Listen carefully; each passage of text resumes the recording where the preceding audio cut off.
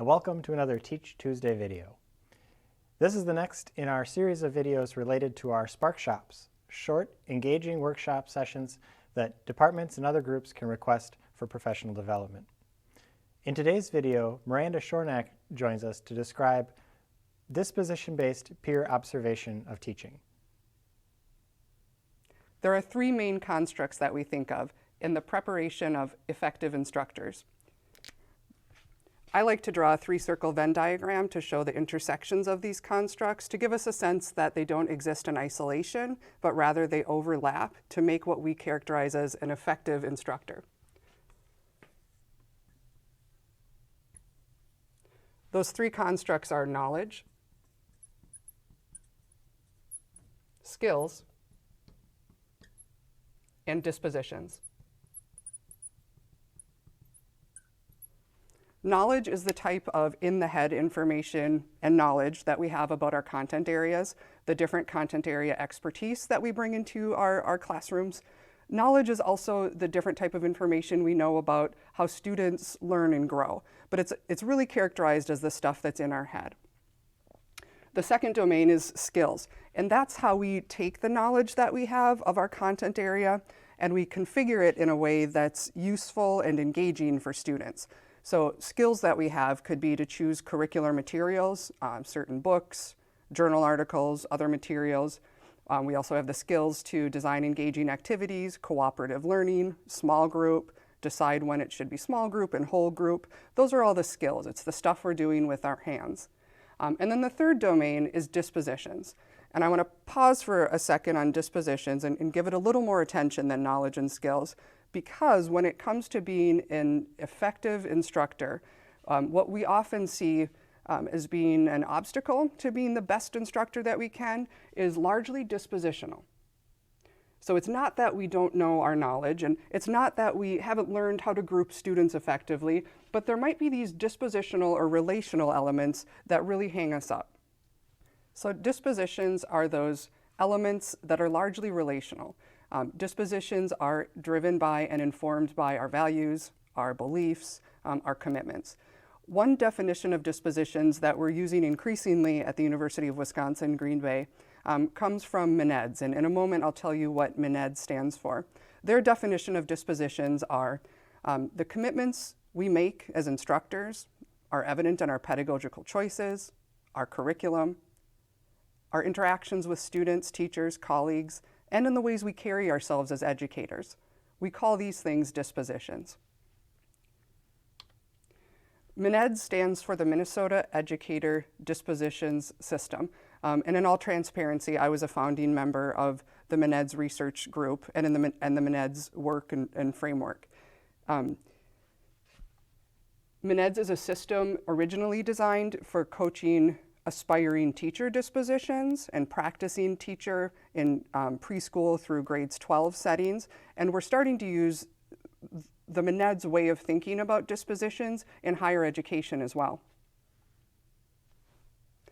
Now, it's very important to know that when we're looking at adopting an approach to something, in this case, we're talking about dispositions development. When we're looking at adopting an approach to something, we really have to know what the conceptual or theoretical base of that particular model is, because we should be able to say that the theoretical base aligns with our own commitments as individual educators and as in an institution. So we'll spend a moment talking about the three different conceptual underpinnings of MENEDS, again, the Minnesota Educator Disposition System.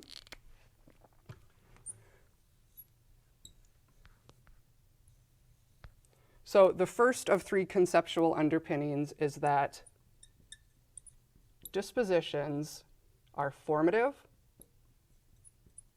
And another word I like to put in here is coaching.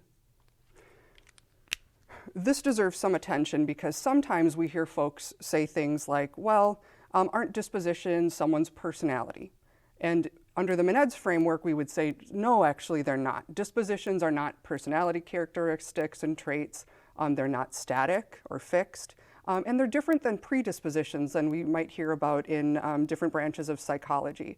So it's not just a predetermined way that someone is wired, and they'll either be an effective instructor or they're going to be an ineffective instructor. The Mined's approach sees it differently, and their framework is based in literature that shows that dispositions can actually be coached and developed throughout the career of an instructor. So formative and coaching is one of the core underpinnings. The second one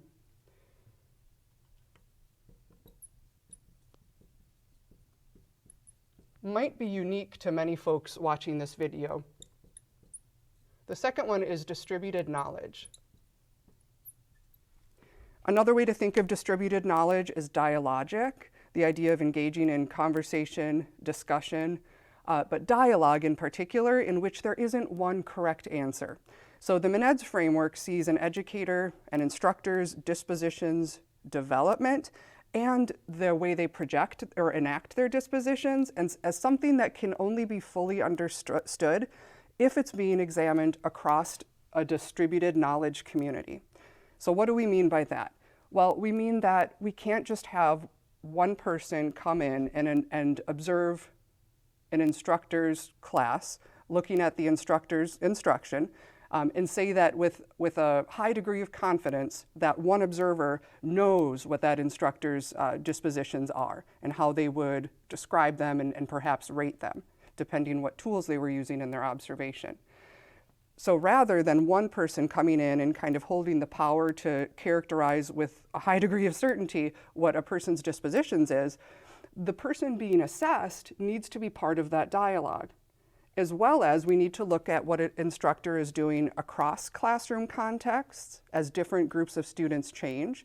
So perhaps instructors who are teaching higher level courses in their area of expertise enact dispositions in a different way than when they're teaching courses that are part of a required set of classes at a lower level and maybe aren't as something that an instructor is as invested in as some other courses. So then we start thinking about, well, what are the relational implications between the instructor and the students in different learning contexts? The only way to see that, which is all dispositions, is by gathering information and engaging in dialogue across a distributed knowledge community. So we have that dispositions can be developed. We have that knowledge of a person's dispositions is only known more fully if it's distributed across a vast community, which, by the way, I didn't say, should include student voices. And lastly, in the Mined's framework, I'm going to put two different terms down here because I think they'll speak to even a broader audience. One is equity-driven, and I'm going to say social justice orientation.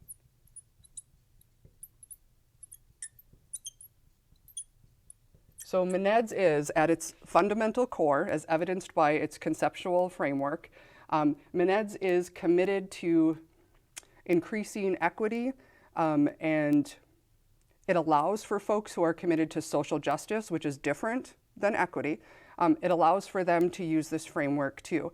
So the stance that Mined's has is that the history of our country and in social institutions like institutions of education, public institutions of higher education, have provided a lot of affordances and privileges to members of some groups in kind of systematic ways, and at the sake of members of other groups in systematic ways. In other words, our systems are discriminatory. So if we can know that in our heads, that our systems are discriminatory and our history is discriminatory, primarily regarding race and racism. If we know that, then as instructors, we have to be committed to confronting that in all the different ways it might surface in our instruction. So this can be in individual interactions with students. It can be in the bigger ways we think about our responsibility and obligation to cultivate mutually sustaining relationships, working on supporting student resiliency in a system that's unjust. So again, Mined's is based on the idea that dispositions can be developed. The knowledge of a person's dispositions has to be spread across a vast and robust community, and that we can't pretend that our role is apolitical, but actually we are political and that we need to be committed to confronting inequities whenever we see them in the classroom. So now that we've spent some time getting to know the three conceptual underpinnings of Mined's, that it is formative, that it is only understood as distributed across a knowledge community, and that it's equity driven. We're going to look at one of the most significant tools that the MNED system is comprised of. So there are the tool is the MNED's rubrics. And the MNED's team identified 8 different dispositions, 8 individual and specific dispositions that matter in the pursuit of equity-oriented instruction. We're not going to go into detail about those 8 dispositions in this video, but if you want more information, sit tight until after spring break, and there is going to be a follow-up. What we will look at today, however, though, will continue to build our knowledge about how those conceptual underpinnings of MNEDs are part of the actual structures of the tools that they made. So the first tool that we're going to look at today, and the only tool that we're going to look at today, is the MNED's rubric structure. The MNED's rubric is comprised of 4 different columns. Each of those 8 dispositions that I mentioned has its own rubric. So the very first column is what we call critical incidents.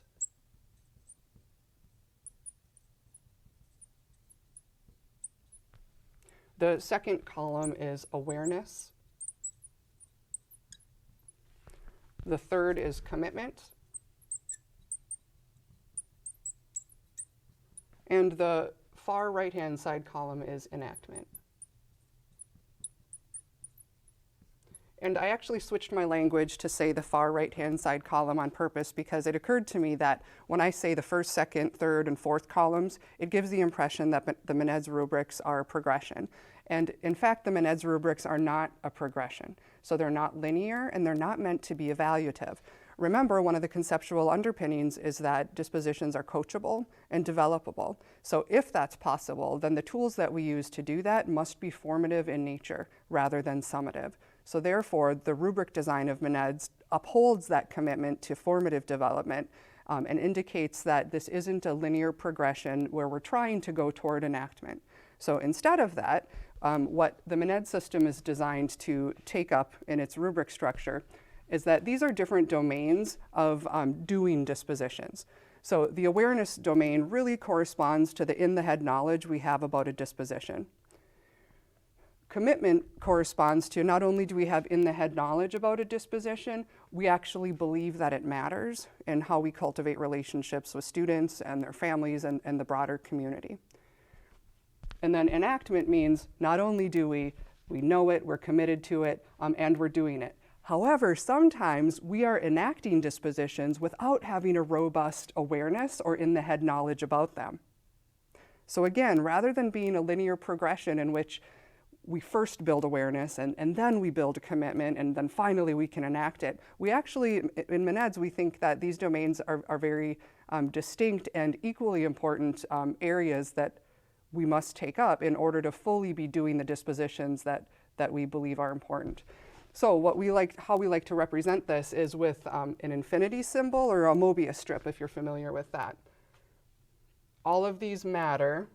It's a little uneven, but the point of the illustration is that all of these domains matter equally, and matter of fact, even if we develop enactment in that higher level class that we're teaching in our area of expertise, when we switch to another class, we may struggle with enacting those dispositions that were so strong in that other context. Therefore, the context really matters in how dispositions are understood, which harkens back to one of the conceptual underpinnings of a distributed knowledge community. So all of these elements of MNEDs should be very clearly weaving together as we're talking about the rubric structure. Another thing I would like to point out, in addition to MNEDs being, I'll just jot some words down here, nonlinear. I'm going to say all columns are critical. And I will squeeze in the word context matters. And you know what? Because it's so important, dispositions development is lifelong. And I'm going to give that a little circle. So the other feature I'd really like to point out today, that I am going to point out today, is this bold line that exists between critical incidents and awareness. And what we're going to see now is how the conceptual underpinning of equity orientation is present and evident in the MNED's rubric structure. So a critical incident is an interaction or some other kind of micro moment in the classroom or between an instructor and some other person, could be a student, could be a colleague, but it's a moment in which some harm is being done. It's possible that the instructor doesn't know that, so maybe for them it's a place where they haven't cultivated awareness yet. But the point is, if a harm is being done, it's something that must be addressed right away. So what we saw at the University of Minnesota was that sometimes there was a hesitancy to address things that were dispositional. Part of the hesitancy was, things like, we don't want to offend our colleagues. It's uncomfortable to talk about things that are dispositional. But within the MNEDS team, we also realized that part of that discomfort and hesitation was because there wasn't a system comprised of language that the whole community was familiar with, that they could engage in conversations about dispositions. So MNEDS provides this language that we can start talking about the good and the bad that's happening dispositionally. And as we take up the equity commitment of MNEDS, we're now obligated to address these things that are critical incidents. There's different implications for how a critical incident could be addressed. We will talk about some of the infrastructuring, again, after spring break. But the point is that when we see an injustice or an inequity happening within the MNEDS framework, it's expected that some sort of action will take place to disrupt it or to transform it to something equitable. So today was our first look at this construct, dispositions, in instructor development. There are two opportunities in which you can find more information and continue this discussion in your own unit and department. One is that after spring break, we're actually going to have at least one other video, if not a couple more, in this Teach Tuesday series, in which we will focus on additional language of dispositions. And we will take a closer look at the 8 dispositions that the MNEDS research team identified as being critical in equity-oriented instruction. So we'll have some follow-up videos about that. And then we'll also mention the infrastructuring that has to happen so that we can take up this language that we're learning in very concrete, explicit, and robust ways within our department or within our unit. And to that end, about infrastructuring, I'd also like to invite you all, if you don't want to wait until after spring break, or if you'd like to do something more quickly with dispositions in your own unit and department, please contact CATL.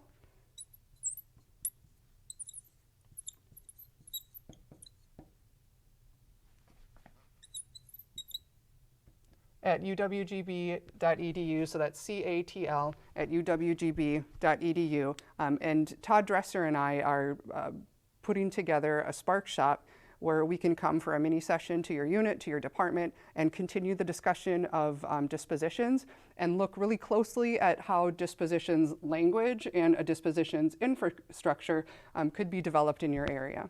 So thank you all very much. Thanks for watching. As Miranda suggested, if you want to learn more about disposition-based peer observation of teaching, watch for the next video on this topic in the Teach Tuesday series, or reach out to the center to schedule your Sparkshop.